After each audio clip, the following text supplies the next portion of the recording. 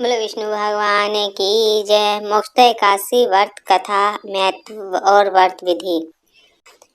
माघ शीर्ष महीने के शुक्ल पक्ष को पड़ने वाली एकादशी को मोक्ष एकादशी कहा जाता है। मोक्ष एकादशी का मतलब है मोह का नाश करने वाली, अर्थात ये एकादशी मोह का नाश करने वाली है। हिंदू धर्म ग्रंथों में इसे पितरों को मोक्ष दिलाने वाली एकादशी कहा गया है।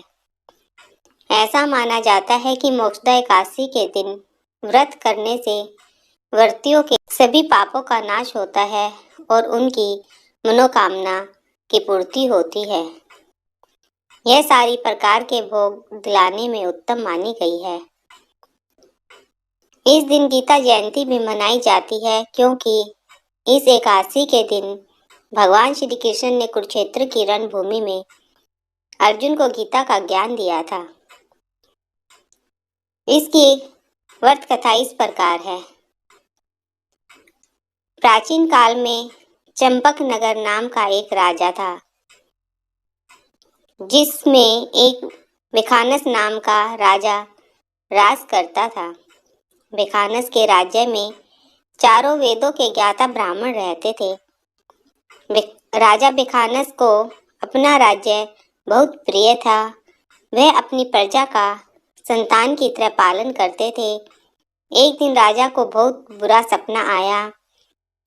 उसमें उन्होंने देखा कि उनके पिता नरक में यातना भुगत रहे। यह देखकर राजा का मन करुणा और अश्रु से भर गया। सुबह उठकर उसने सभी ब्राह्मणों को बुलाया और अपनी व्यथा का वर्णन किया। राजा ने ब्राह्मणों से प्रार्थना करते हुए कहा कि वह अपने पिता को इस प्रकार नरक की यातना में देखकर उसका मन बहुत उदास हो चुका है। यदि एक पुत्र के नाते वह उनको कष्ट से मुक्ति नहीं कर सकता तो उसका जीवन व्यर्थ है। इसीलिए कृपया करके यह उनका मार्गदर्शन करे कि किस प्रकार वह अपने पिता को इस नरक की यातना से मुक्ति दिला सकता है। राजा की बात सुनकर ब्राह्मणों ने कहा कि उनकी नगर की सीमा पर पर्वतों से घिरा हुआ एक जंगल है। महान तपस्वी पर्वत मुनि रहते हैं। वह त्रिकाल ज्ञानी है। उसको उनकी शरण में जाकर याचना करनी चाहिए। वह अवश्य ही उसकी सहायता करेंगे। ब्राह्मणों की बात सुनकर राजा विखानस उसी समय जंगल की ओर निकल पड़े। वहां पर्वत मुनि के आश्रम में जाकर उन्होंने ऋषि को प्रणाम किया। महान तेजस्वी और तेजस्वी पर्वत मुनि ने राजा से अपने परिवार और राज्य की सारी दुख भरी कहानी के बारे में पूछा। राजा ने उसका उत्तर देते हुए कहा कि उनके आशीर्वाद से राज्य और राज्य के सभी अंग सुखी और सुरक्षित हैं। बस एक ही व्यथा है जिसके समाधान के लिए वह उनकी शरण में आया है। यह कहकर राजा ने अपने स्वप्न की बात सुनाई। राजा की बात सुनकर पर्वत मुनि मगन हो गए। उन्होंने राजा की भूत, भविष्य और वर्तमान पर विचार किया। कुछ समय बाद आंखें खोलकर उन्होंने राजा से कहा कि उनके पिता अपने पूर्व जन्म के दुष्कर्म के कारण नरक में यातना भुगत रहे हैं। यह सुनकर दुखी हुए राजा ने ऋषि से पूछा कि इसका निवारण क्या है। वह किस प्रकार से अपने पिता को इस पाप कर्म से, इस नरक से मुक्ति दिला सकता है। पर्वत मुनि ने कहा, माघ शीर्ष के शुक्ल पक्ष में मोक्षदा एकादशी आती है। यदि वह एकादशी का श्रद्धा और नियम पूर्वक पालन करेंगे और उस अर्जित पुण्य फल को अपने पिता को अर्पित करेंगे तो अवश्य ही उनके पिता को नरक से मुक्ति मिल जाएगी। ऋषि की बात से संतुष्ट होकर राजा वापस अपने महल में आ गया और आने वाले महीने में उन्होंने अपने परिवार के साथ मोक्षदा एकादशी का नियम पूर्वक पालन किया। उससे अर्जित पुण्य फल को उन्होंने जैसे ही अपने पिता को अर्पित किया, उसी समय आकाश से पुष्प वर्षा हुई। राजा ने अपने पिता को दिव्य विमान में बैठकर उन्हें आशीर्वाद देते हुए बैकुंठ की ओर जाते हुए देखा। यह एकादशी चिंतामणि के समान है।